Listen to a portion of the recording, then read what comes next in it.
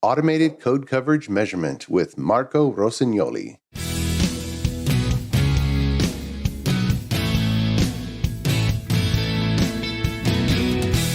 The Azure DevOps Podcast is a show for developers and DevOps professionals shipping software using Microsoft technologies. Each show brings you hard-hitting interviews with industry experts, innovating better methods, and sharing success stories. Listen on to learn how to increase quality, ship quickly, and operate well. And now your host, Jeffrey Palermo. Welcome to the show. I'm Jeffrey Palermo, your host for helping you and your teams move fast, deliver quality, and run your software with confidence in Azure, all while using everything that the .NET ecosystem has to offer. This podcast is sponsored by ClearMeasure, a software architecture company that empowers .NET teams to be self-sufficient and able to deliver world-class results through its ClearMeasure Way methodology. This month, special announcement, which recording in January of 2023, I'm hosting some architect forums. And if you're an architect or any other software team leader, maybe you sometimes feel alone without a peer to discuss some unique issues that you go through. In the architect forums, you'll be able to discuss real questions and topics with other software architects about any topic because you're all leading software engineering teams and you want to establish quality, you want to achieve stability, and you want to have the team move fast. And so you'll be able to hear what others have to say. I will be facilitating the forums and we keep the participation low so that we can have meaningful conversations. We already do have 2 forums scheduled for January, so register now at the link in the show notes or on the ClearMeasure website for a January forum before they fill up. And for those of you looking for the Programming with Palermo video podcast, you can just search in any of the directories and you'll be able to find it. My guest today on the show is Marco Rossignoli, and he's a dev at Microsoft on the .NET Test Platform and Code Coverage team. And he's also the co-maintainer of the Coverlet Collector NuGet package and libraries. And those have over 100 million downloads. They're used by everybody to integrate into Azure Pipelines and other tools for code coverage. Marco, welcome to the show. How are you, sir? Yeah, thank you. It's fine. Thank you very much for the invite. My pleasure. My pleasure. I'm so happy to have you on the show because you're one of the major maintainers on that tool, but also I don't think I've spoken with anyone from the Microsoft Test Platform and Code Coverage teams. But before we get into that, how did you get into this line of work? How did your career kind of land you working on code coverage? So I started more or less 20 years ago working with the .NET technology, starting from the version 1.0, the full framework. Now I call it full framework. Now we are on core in the future. And during my career, I worked more or less on everything. So client application, server application. And after 15 years of work on that side, I worked also for 10 years in fintech. So we worked on automated trading system, so multi-trading and stuff like that. And after 15 years, I started to work on open source for personal interest. And I did some contribution on the runtime repo.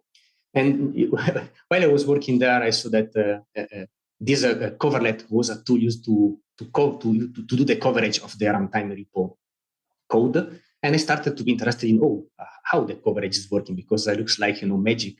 Mm-hmm. You know which line of code is covered by your test. So it was super fascinating from my perspective. And so I moved to Coverlet and I started to contribute to understand how stuff are working, like always.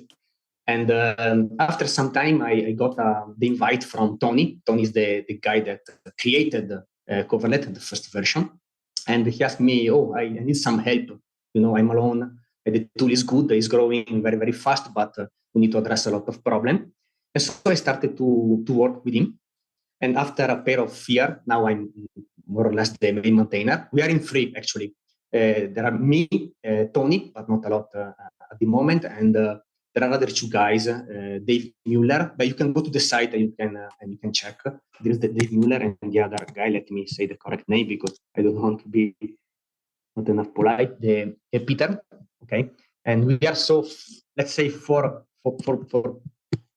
guys but mainly on the code, we're working me and David at the moment. But this is fine. This is how the open source Right. works. There is this exchange of people because you're interested. Someone can stop to be interested in a matter, so it's fine. It's perfectly fine, in my opinion, to move to something else. And so there is this chain of developer that move on the tool. So this is how I landed to Coverlet for personal interest, because it was really as a .NET developer, I know pretty well C#, how is the language.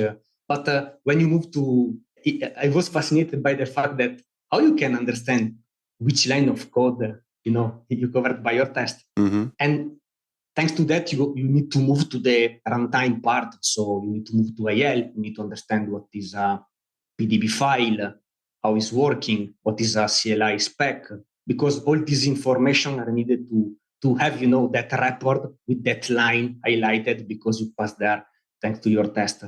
And this is the main. It was the main drive for my participation to the Coverlet contribution. Awesome. We'll make sure to include all the links in the show notes so listeners can find the library and the tools and the GitHub repo. I'd like to get into the nuts and bolts of how to use Coverlet. But before we even get into that, I know there's a lot of people still who are not measuring code coverage at all, and some that are still learning automated testing. So how do you think about code coverage, and why is it even useful to measure, in your opinion? I think that the code coverage is a measure of quality. Usually, you have your test. You can have different kind of tests. You can have unit, functional, integration, smoke, what you want, and that is let's say the main part of the testing, because and maybe the most important, because you are creating scenario that you expect to run in production, and you want to be sure that the result is what you expect. The outcome needs to be correct. And I think that the code coverage is on top of it, because it's important to find out that part of the code, because there is always some part of the code where you don't think that your code will land. Oh, we won't land here pretty never. I don't expect to finish here to land here often. But actually, we know after some years in this industry that you will land in that line, and for some reason you will broke the code. And so I think that the code coverage is important for this metric, because I have to say that sometimes I don't see the code coverage used. I don't say correctly, but in a good way. Sometimes it looks like more, okay, I have to say that I have the coverage because I need to show to someone that my code is good. Mm-hmm. So I can simply say, I have 19% of coverage. I don't think that is the best way to use coverage. I mean, we should check, yes, that number, but also look at the report and check where, okay, my code is going there, my code is not going there.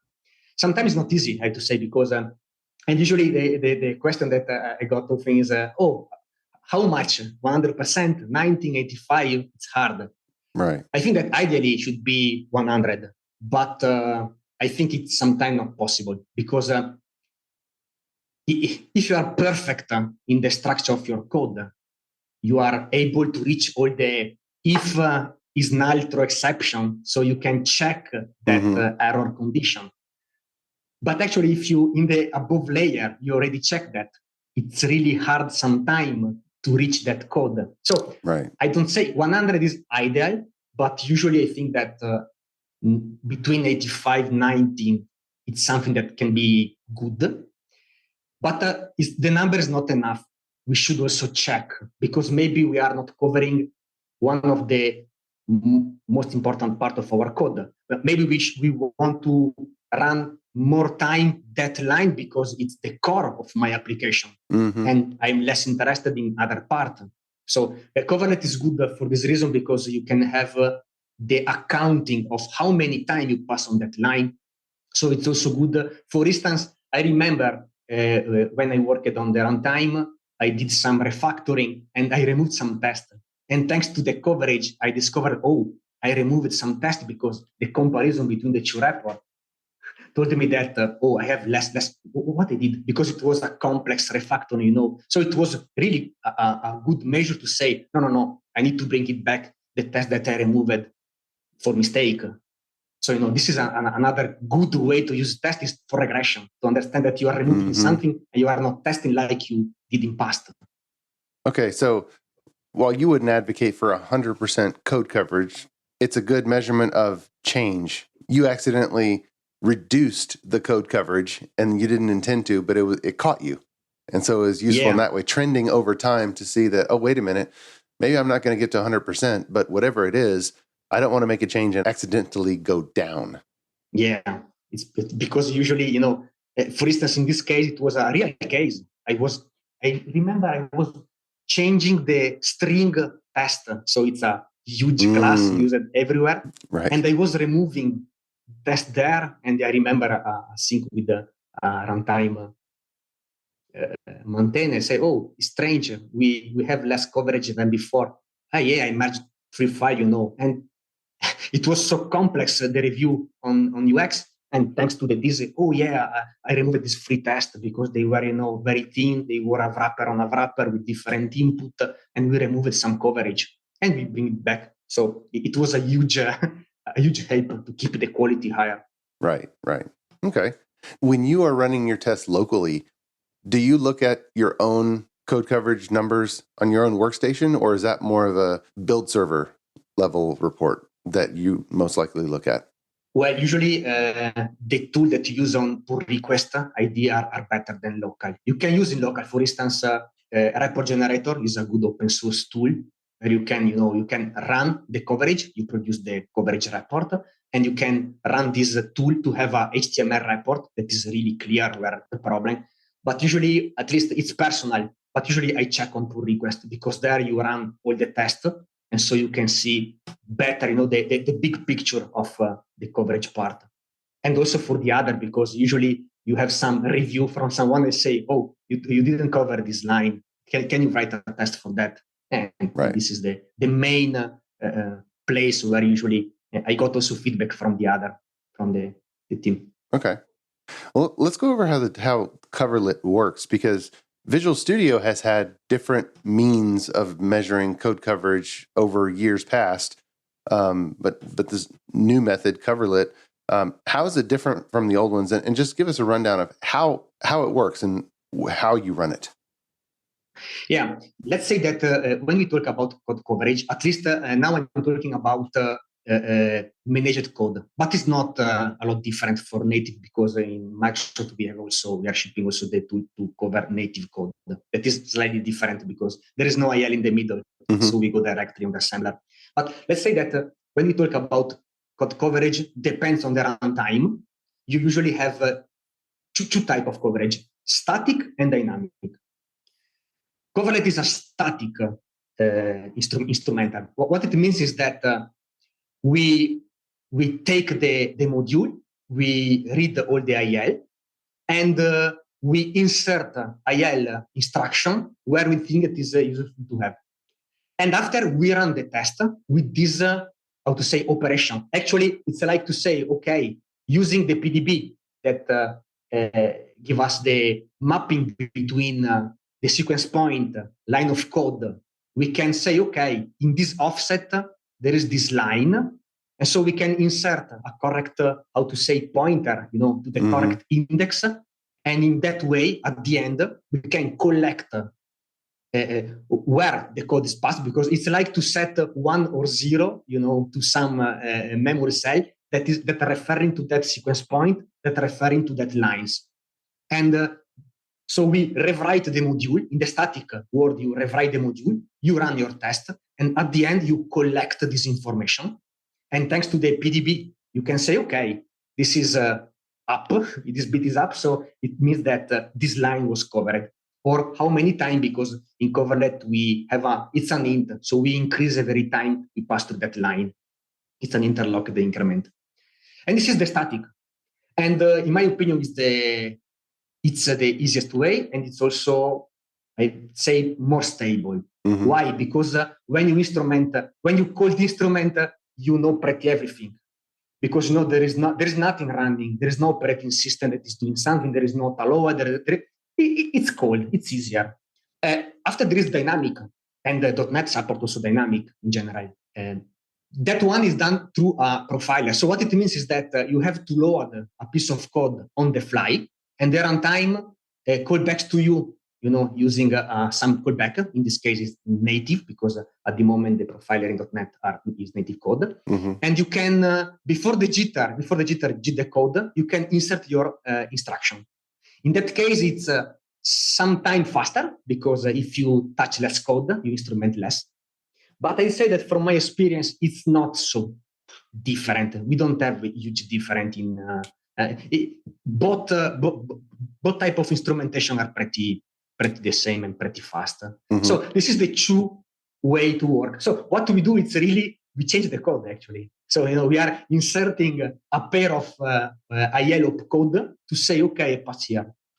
And at the end, we collect. For collection, there are different technology. You can simply read Coverlet in this case is saving the information in memory array. Mm-hmm. And at the end, we are taking, this array, saving on disk, and we have this hits file, and we do the mapping and we generate different type of report, because in the market there are different kind of report. The most used is Cobertura usually, but there are also Cobertura. Yeah. Many thanks to our podcast sponsor, ClearMeasure. ClearMeasure is a software architecture company that empowers clients' development teams to be self-sufficient, moving fast, delivering quality, and running their systems with confidence. Whether starting a new project or developing new technologies or techniques, ClearMeasure sets up your team to deliver world-class results. Learn more at www.clearmeasure.com. ClearMeasure, empowering software delivery. ClearMeasure is also happy to be a sponsor of the video podcast, Programming with Palermo. Watch, learn, and program alongside Chief Architect Jeffrey Palermo. Videos are added weekly and available on syndicated locations supporting video podcast or by visiting palermo.network. Tune in today. So whether it's Azure Pipelines or GitHub Actions or just a PowerShell script, how do developers need to integrate the Coverlet collector to start using it? Where do they put those commands? If you create a test using .NET New, XUnit or NUnit or MS Test, by design, you have inside the template Coverlet already installed because it's integrated in the SDK. So by design, you have already onboarded a coverage tool. Okay. After that, you have to use a command line, .NET Test, and there is it's on the guide, --collect. You specify the string xplat coverage. And thanks to that, automatically the test platform will load the Coverlet data collector and will do everything I saw some minutes ago. So it will instrument rewriting on the disk the DLL. And at the end, we will get this information from the hit file and we generate and return back to the test platform the report. We are we are plugged in using a data collector extension. Okay. But Coverlet works also in another way. I mean, we call data collector as a driver because actually the core, it's the same, but you can run it using data collector, using MS build task, or using a custom tool because depends on your scenario. It's also possible to use different extension. Let's say that the best extension is the data collector because it's strictly integrated with the orchestration of the test platform. And so we don't suffer of any problem of, for instance, crash, fast close of the host, because we are now integrated. And so we receive from the platform, test is finished, do whatever you want. And after tell me it's fine. So we are synchronized in a better way with the test platform itself. So I suggest usually to say, use data collector, don't use MS build because it's less good than. So regardless of the build server, you would just, when calling .NET.exe test, you just add the one additional argument, and that's it. Yes. Dash. Before that, you need to check your template. But if you create a template today, and also since 2 years, 3, you have already, by design, coverlet data collector in the template. If you don't have it, you have to simply add the reference and add the coverlet collector DLL reference in the project, because that build will move the data collector close to your test, and so the test platform can load it and use it. And if anyone's looking for the NuGet package, it's called Coverlet.collector. You can just make sure that your test project does reference that package. Yeah. Okay. Awesome. And is there any difference in how it works between Azure Pipelines or GitHub Actions or TeamCity? Any differences there? No, that's the good part. I mean, the engine, Coverlet is divided in 3 main library, but there is one core that is referenced to the drivers, because the driver is the entry in that context. Okay, I want MS Build. Okay, if I want to use MS Build, I need an MS Build task. But we reuse the same engine. So the same configuration that you're using in MS Build, you can use it in Data Collector, and the technology below is the same, identical. We are only mapping the different parameter with different way. If you use Data Collector, you have to use run setting. If you have MS Build, you use a console argument. And the same for the console, because we have a .NET tool.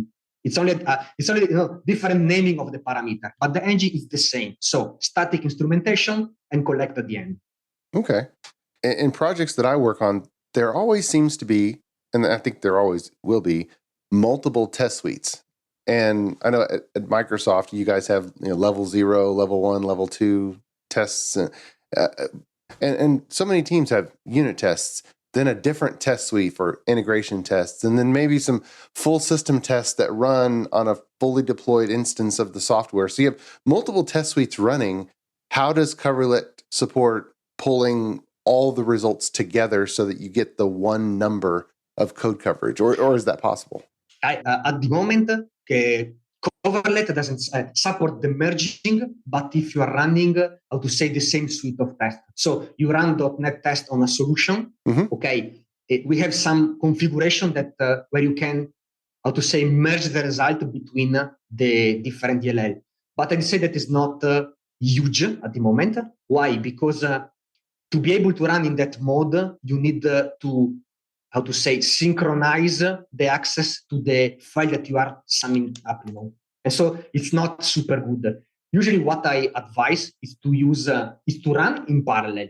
After you have these files and use a tool like Repo Generator or the .NET coverage tool shipped by Microsoft that is, free, where you can merge the report at the end. So in this case, you can also, distribute your test around. At the end, you have a bunch of files that you can merge in one place. That is my advice. So what is the tool that merges all the different reports? Report Generator. Report Generator. Okay, we'll make sure to include Report Generator or .NET Test. It's .NET Coverage. It's a Microsoft tool. It's my team is producing this tool. It's has got a merge verb where you can pass a list of report and it will merge for you. Okay. The first one, Report Generator, it's open source. .NET Coverage is not open source, but it's free. And the first one is also able to generate HTML, for instance, report. Okay, so command line. Do both. So .NET -coverage on the command line, and it'll take the multiple reports from multiple runs of .NET.exe test, and then give you a single report so that you'll know if you're at 85% overall or whatever number you are. Yes, you merge. The .NET, it's in chat, it's fine. The .NET coverage merged for you, but it's not checking the coverage. After that, you have to take the file and load in some viewer. Report Generator, it's also a viewer. Because, we have two parts here. We have a coverage file that is a format like Cobertura, OpenCover, or other format that describe how much you covered. And you can clearly different, depends on the test. At the end, you have to merge in some way and give it, feed some viewer. The viewer is that tool that take this coverage and show you in a report like an HTML report, but are two different tooling. .NET coverage does the merge. To view the trends, for instance, Azure DevOps has got a specific one. Other CI systems got different way to view that, but they are relying on these standard formats. Right. Okay. Repo generator do both, so you can merge and generate at the same time. It's a open source tool too. Right. What is Cobertura? Because it's in there, it's a selection, but what exactly is that? Cobertura is a very old age coverage format XML file, that describe how to say the coverage per file per module. So it's an XML file. It's a schema. Describe how many module and how much you covered for every line of your code for your module. I'd say that it's pretty old, and sometimes we have problem because nowadays the world changed a lot since 20 years. So now we have different architecture, different build way, like releasing the bug. We have if-def in the code, where, for instance, in .NET, you can do multi-TFM and do if-def in code. So this concept of different kind of setup for the testing and coverage, because maybe, you have Linux and you skip code, you run only in Windows or Linux, different kind of code. This complexity, this matrix of run, it's not well suited by this format that is old, but it's used a lot. And so sometimes we have some problem, to say, okay, how we can extend, how we can have because it would be great to have a tool where you have a drop down and you can move and switch different setting of your merged coverage, and you can see, this line is not covered on that architecture, on that operating system, on that version the bug already is. I mean, the matrix is big. In past, there were one coverage and stop. So Cobertura is the most used format. And that seems to be the one to use, right? That's the one that you prefer? Yeah. It's the well, we have an internal format in Microsoft that is proprietary, and it's better because clearly we can improve, we can add information, we can have better information. But I'd say that in community, and usually the tooling around is usually providing this Cobertura or OpenCover that are the most open XML, human readable format. Because our format, the one used in Visual Studio, is binary, so you cannot open and check. Sure. And if we're integrating into Azure Pipelines, then to show that on our dashboard, I think there's two in the drop down to select, and one of them is Cobertura. Yeah, there's Cobertura. Yeah, and usually Cobertura is supported everywhere, right? Because it's the other one. Well, that sounds pretty easy for even people who have never used it before. It sounds like any Visual Studio solution that has at least one automated test project could integrate code coverage with Coverlet pretty quickly. Yeah. Those Visual Studio's got a really very beautiful UX. I mean, you can drill down to the report. It's really interesting. I mean, we have Visual Studio. It's super complete. It's a tool. It's under subscription, so there are a lot of investments in UX, how to do that. But if you want, there is also a repo generator that is HTML. It's good anyway. I use it in the past a lot. I mean, I think that they are the two best tools for at least the .NET ecosystem to read, understand how is the coverage of your solution. Right. And it seems like in the checklist of reviewing a pull request, that's a perfect thing to check, to look at the previous code coverage level, whatever percent it was, and if the code coverage is going down, like your example before, then that's something to ask about versus just immediately accepting that pull request, because maybe there's an extenuating circumstance, but we don't want to just accidentally lose code coverage with a change. Yeah, that's the main reason. You can also provide some step, that it can fail the merge if you expect some level of coverage, so you can really block the merge of not covered code. Right. Awesome. Well, are there any future plans for code coverage that you're excited about or looking forward to, or is all of this tooling pretty stable at this point? Well, let's say that the coverage is not a new thing, so the tools are pretty stable. One thing that I think it will be, how to say, but it's my opinion. I'm not talking, for Microsoft. It's my opinion as a dev coverage guy. I think that in future, with at least for .NET world where we are moving, we have for core a lot of really exciting new feature like native OT. We have trimming. We have I think that we will move more on static coverage than dynamic, because this scenario sometimes cannot offer a profiler on the fly. So you need to be able to, instrument before run the code, because at the end the code is, trimmed. So you don't have everything you have for a normal run. So my feeling, but it's really hard to, to forecast the future. I think that this is both things that maybe could happen in future, but I'm not sure. And I'm talking, it's my idea. Sure. It's not, but for the rest, I think we could, and I think that we are, we could improve the report. This what I said before. Cobertura is pretty old. We can extend adding some more attribute. Maybe not standard, but you can extend something that is XML. It's fine. Maybe I think that we will improve a lot this part to be able to understand. I think that the challenge is in this world where, at least for .NET, you can run different. You can run everywhere. It's amazing. You can run where you want. You can create native stuff today from the AI code. It's really amazing. And so this matrix run, I think it's something that we will deal with soon, because I think that where you have one platform that can run everywhere, so it's really easy to say, I want to understand how I cover it there in that mode. Mm-hmm. And you need to be able to do that. You need to understand, I'm not covering everything good there. So this matrix is something that is starting to be, how to say, things to do, things to deal with. Right. Okay. Because it makes sense. You run distributed testing, in different machines. Mm-hmm. Right. For sure. This is my good. Absolutely. Yeah. Well, thank you so much for coming on the Azure DevOps podcast and sharing what you work on the test platform and code coverage team, and all about Coverlet Collector, because I think the listeners out there, a lot of people are adopting and expanding automated testing and wanting to measure how good of coverage that they have. Are they almost done retrofitting tests on older applications, or are they maintaining a greenfield application with good test coverage? So these are really, really important topics. I appreciate your time today. Yeah, thank you very much for the invite. Oh, my pleasure. And until next time, keep shipping.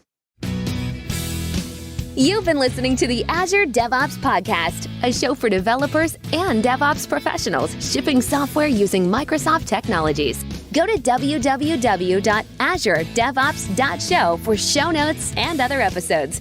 On behalf of your host, Jeffrey Palermo, and our sponsors, thanks for listening, and may God bless you.